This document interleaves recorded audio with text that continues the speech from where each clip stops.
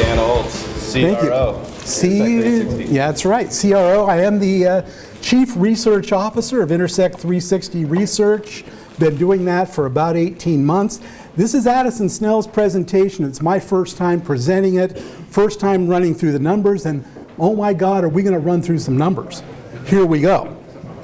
There you go. There we go. Okay. What we're going to talk about here is a yearly exercise we go through, which is sizing the market, and we've done it bigger than we've ever done it before. It's our grand unification. And we're going to be looking for the first time at hyperscale. We're HPC AI analysts. That's typically what we look at. For the first time, we're looking at the whole market. We're also going to talk about what all of us are going to see at SC22. Just a little reminder, here's some of the things that we do. Some of our key end user surveys, some of you may have taken them. Some of you may have ignored my emails. But we look at HPC AI technology adoption. That's the next survey coming up. We look at budget trends, spending, that sort of thing. We just did a survey on AI that we're going to be starting to publish. And again, we're coming back around to our tech adoption survey. So, grand unification, this is for all 2021. We're looking at HPC, AI, training, cloud, hyperscale, enterprise. Why this? Why are we doing this? It's because you need to see it, I guess is probably the best way to put it. It is amazing when you start to factor in hyperscale, just how big that is and how that affects the market. Looking at cloud adoption, AI training as a distinct spending share now. And this is what we've been, this is independent by us, it's what we've been doing for years. We're just expanding it out a bit. And I think there's going to be some surprises here. That beautiful chart is the creation of Addison Snell. Each one of these little boxes, $100 million. All totals up to $235.1 billion, which is a big number. And this includes on-prem and hyperscale. We're going to slice this up now. So, hyperscale, $115 billion, 49.8%, which in my education is pretty close to half of all data center spending. Does that surprise anybody that it's that big? Yeah? A couple of nods? Okay. And when we talk about hyperscale, and I think this comes up a little later in the presentation, but I'm going to head it off now. That's not just the cloud spending. The hyperscale folks that also, some of them do provide clouds, public clouds, that's your Amazons, your Azures, your Googles, they spend way more on their own stuff.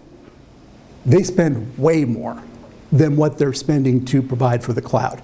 On-prem enterprise, almost $90 billion. On-prem HPC, $30.8 billion. That little black group of 6 or 8 squares, that is pure AI training, not associated with HPC.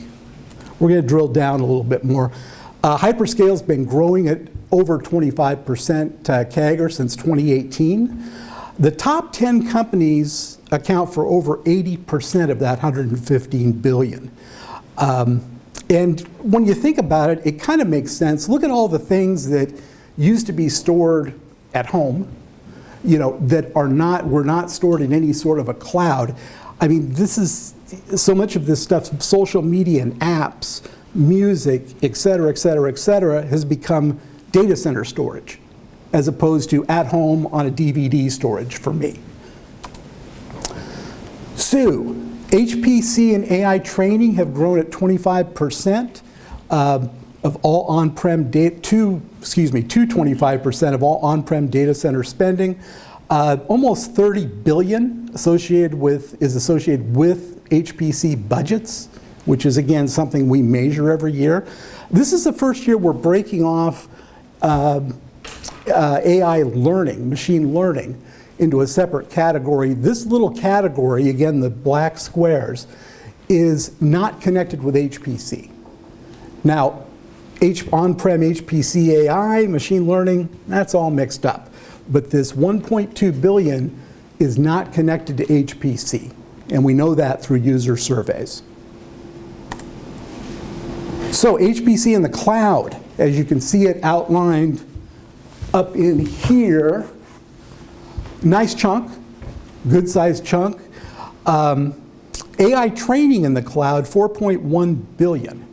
HPC in the cloud, with some AI, 4.7 billion. Growing, but is Andrew Jones still in here? There you are. We're going to predict peak cloud for you and lay that out. That's coming up. A little highlight for you to keep you in your seats. AI training by the hyperscalers alone, 12.8 billion. That's just for their own use. That's Facebook figuring out what you're going to buy next. That sort of thing. That's a lot of money. So to give you a little perspective on a hyperscale, 10 hyperscalers spend over $1 billion each year on data center stuff, right? And put that into context with buying a supercomputer for one of your centers, $100 million, $200 million, maybe more, probably more if you're trying to go big. But 4 of these companies spent over $10 billion in just 2021 on servers and storage and network and stuff. 2 of them spent over $20 billion per year, and they'll keep spending it every year. That's a big deal. And the comparison that Addison loves is that if you took the top 2 hyperscale companies' data center space, it would cover Manhattan.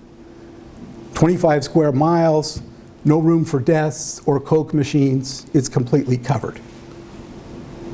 And all of the hyperscale companies spent over $12 billion on AI alone.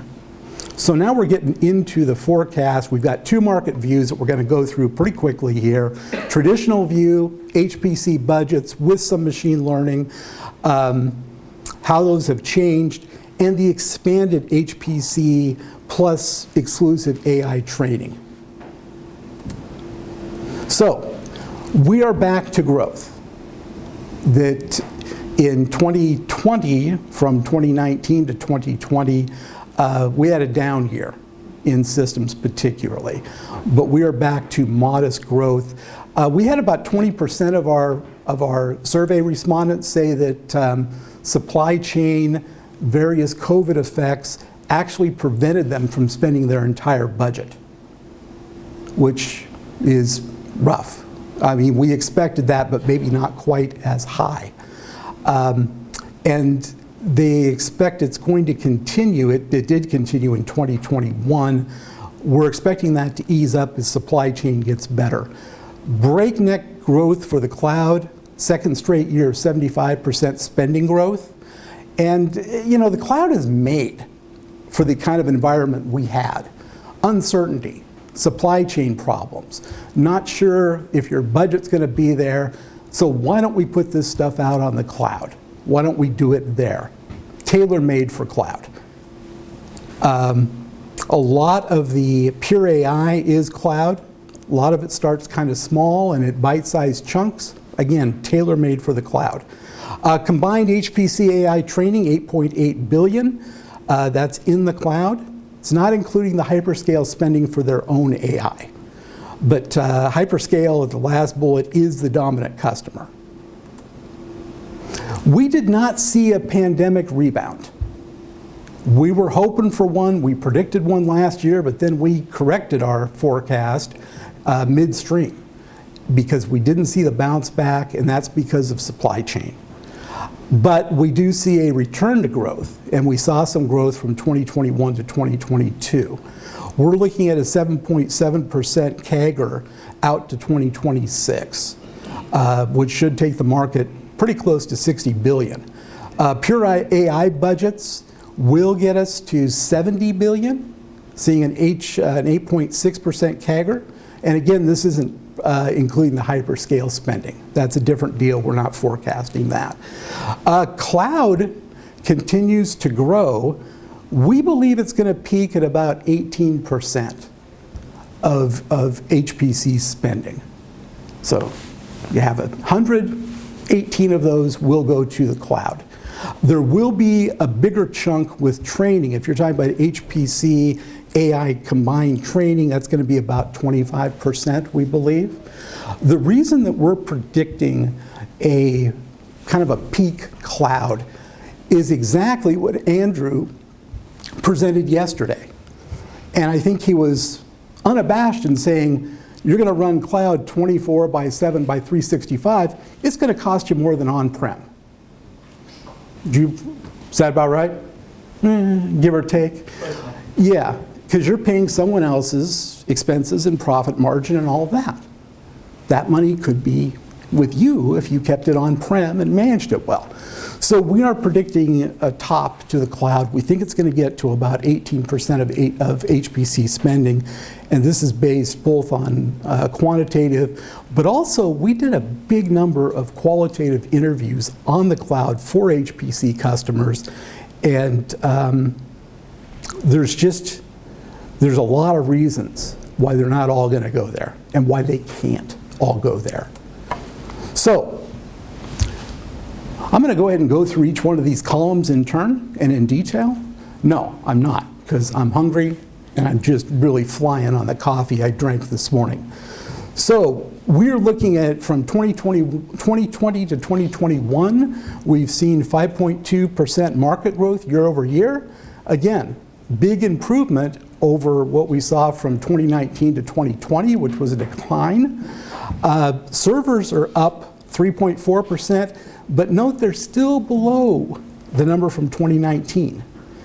And cloud growth is big. I think that 85% is a typo unless he's looking at 2 years. Hard to say. Networking was down, but networking was one of the strong bright points in 2020. Everything else kind of mid-level, flattish, little up, little down. AI training not associated with HPC adds 5.4 billion to the market. 75.6% of the AI training we estimate is in the cloud.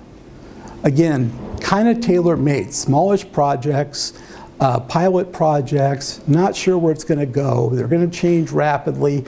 That's a nice move for the cloud. That's a good place for the cloud.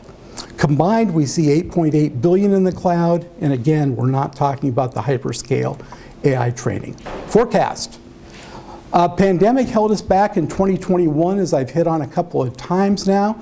We do see a limited rebound, but we see growth picking up. So looking out to 2026, we see a 7.7% level of growth. We believe that cloud is going to crest, peaking at 18%, as I said before, but in numbers terms, that's 10 billion. So out of the budgets out there, 10 billion of them dollars will be spent on the cloud for HPC. Cloud CAGR, 16.7%, still healthy. But we believe that 2024 will be the last year of double-digit growth. And Andrew Jones, you heard that here first. 2024 will be the 10th and final year of double-digit cloud growth. So it's on, I did hit record, so that is locked in as a prediction, isn't it? So looking at HPC plus AI training, product and services, higher CAGR because of the AI training, that's growing very quickly. And it's moving that entire bar up by about 20%. Cloud has a much higher penetration with AI. We think that there's going to be, at the end of the forecast period, as much spending nearly on HPC, AI in the cloud as on-prem servers, separated by about $1 billion. And here's a nice chart you can look at that really, it's breaking down the vendors. As you can see, HPE is the biggest by a pretty good margin right now. Dell is second. It's funny, between those, we've always measured them through our surveys and through our supply side analysis, which really gets down into the weeds in their financial statements and guidance, that they're pretty close in terms of HPC market, Dell and HPE, but HPE gets the monster configurations, which tends to lead to more dollars, but Dell gets a lot more units. So they kind of break that way, but in this last year, with the exascale boxes and what's coming up, HPE is going to build a little lead. We don't forecast out, though, vendor shares. Vertical markets. Who won, who lost? Well, academic, as some of you might know, really took a hit in the pandemic years. That was a vertical that we saw with reduced spending, budget cuts, canceled and delayed projects. They're coming back. 2.3% growth in this last year. Government sector, 3.3%. That's been very solid, the government spending. In fact, it actually increased last year during the depth of the pandemic. Commercial, though, bouncing back well, 7%. Interestingly enough, the biggest revenue gain that we saw in, again, HPC vertical market is entertainment. I guess that's with us all being home all the time and with everything being presented digitally. Biosciences, surprisingly enough, was second, given all of the money going into biosciences to help build the vaccines and get rid of this thing. Anything else interesting in there? Financial services, 12%. Biosciences, as you'd expect, they're 10%, but they grew 11%. Energy has been kind of struggling to come back. So now, this is a really interesting picture. If you include hyperscale, right here, in terms of spending, that's more than all the government. That's how big hyperscale is. Incredible, no? Yeah. Regions. Latin America up a little bit. The one area that didn't really take a hit during the pandemic was China and Asia. Asian spending was up all the last years. Europe was down 2020 versus 2019, as was the North America, but bouncing back. But take a look at Asia Pacific, 10.5%. Now, two things that are not included in this are the rumored, probably true, 2 Chinese exascale systems. Everybody heard of those? Yeah? Well, they do, supposedly. If you go out to Next Platform broke the story last year, maybe 14, 15 months ago, but that China has 2 exascale systems that they haven't run the numbers on. They have not had them, officially LINPAC'd. But they have them, they release details, and people based papers on them for Gordon Bell at SC21 last year. So is it true? Yeah. But we're not going to measure them because we can't measure them, because they were built, not bought. They didn't run to Intel to buy a bunch of processors so we could see it in our numbers. They didn't go to NVIDIA to buy a bunch of accelerators that we could trace through our numbers. These were homegrown. And so it's kind of like if we're measuring hamburger sales, right? From McDonald's, Burger King, Wendy's, all of that, and somebody goes out and kills a cow and grinds up their own hamburger and makes it at home. How can we measure that? Well, we can't.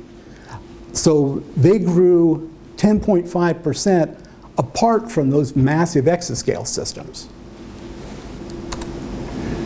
So forecast, server classes, the growth is going to come at the high end. It's going to come in the supers, the big ones.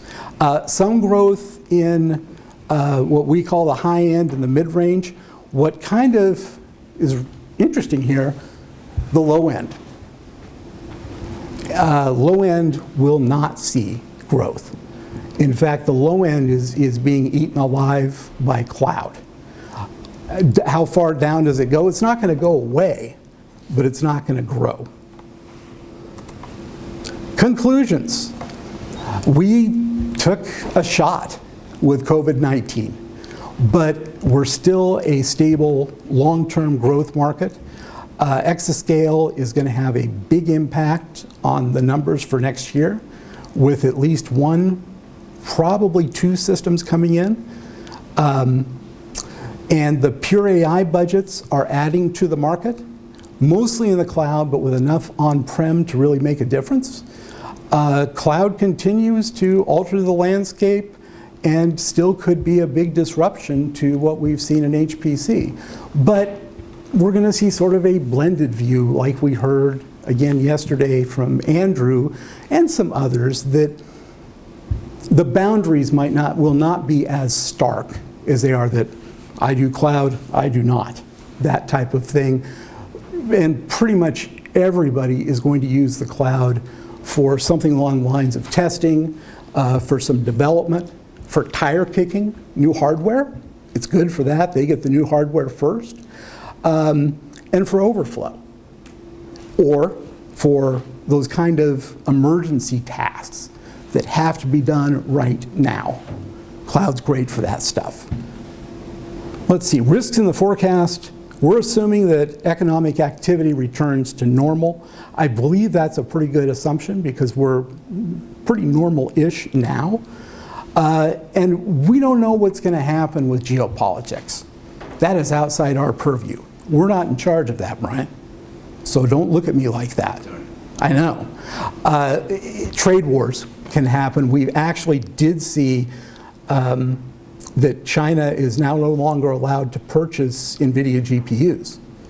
And that will have a big impact on the market. It's going to have a big impact on NVIDIA as well, at least some impact. Hyperscale affecting HPC, rise of machine learning, there's different languages. Python, huge. How many of you folks are using Python or have Python in your centers? Yeah? Okay, 2? I know it's more than that. You're just too hungry to raise your hand.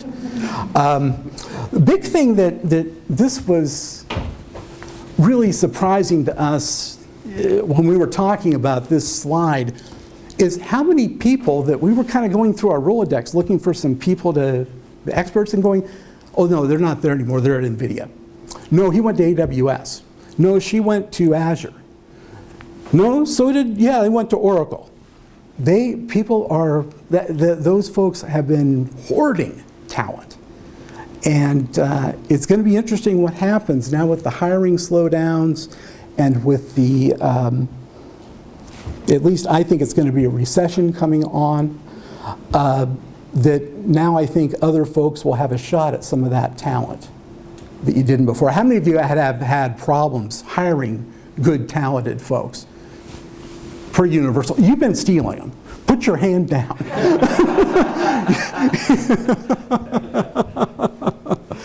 But it is amazing the demand out there.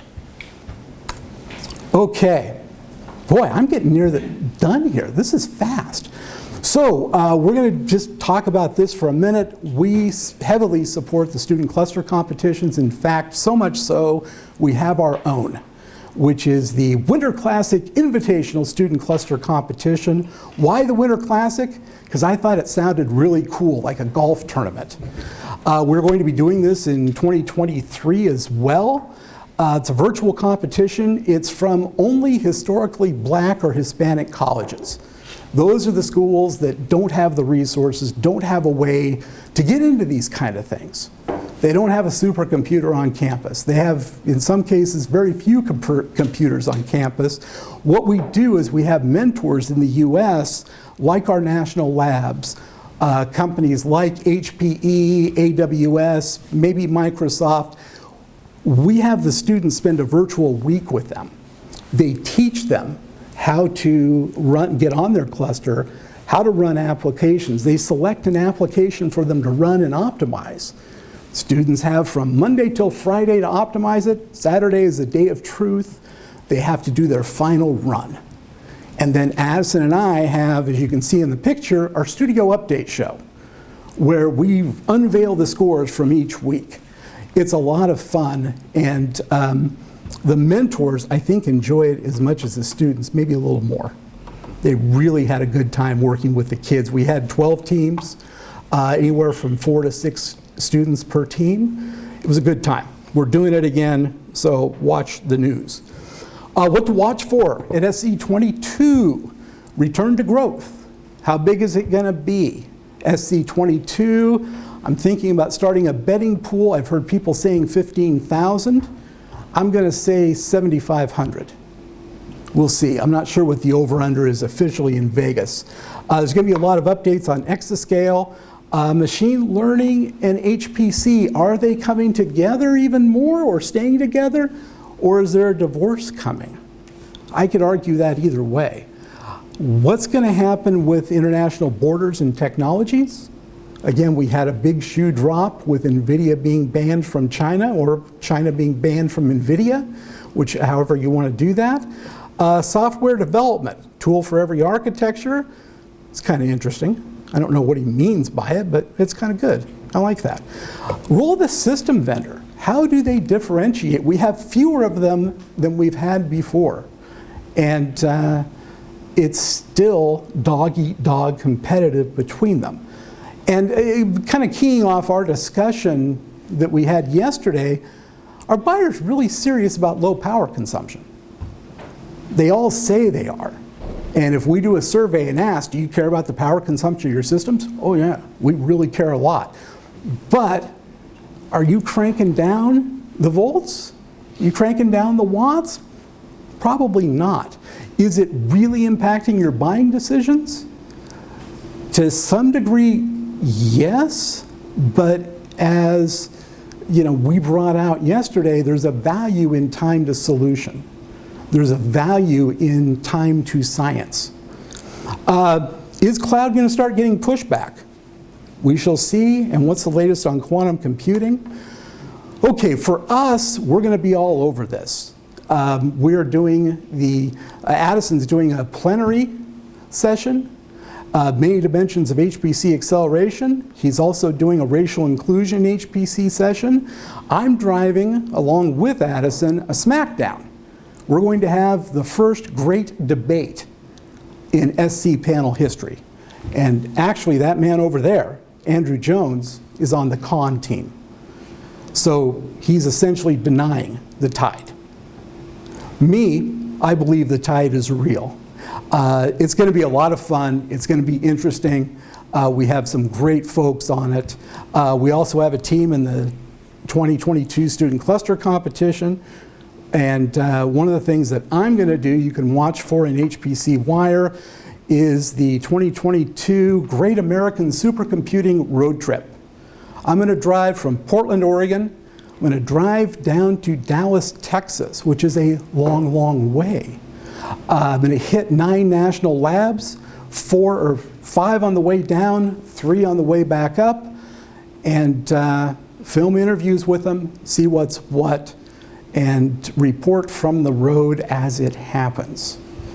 And if you're at the show, we're going to be doing a Monday afternoon reception. You'll probably get emails or at least be able to see it on our website. So come have some free food on us. This is something that's kind of Addison's thing, HPC Community COVID Safety Pledge, that it's an opt-in. They want people to make sure they're vaccinated. They've got masks, they're self-testing. So sign up for that. That is it. Any questions, comments, concerns? Oh, don't clap if you don't mean it, Brian. Don't clap if you don't mean it. You're just hungry.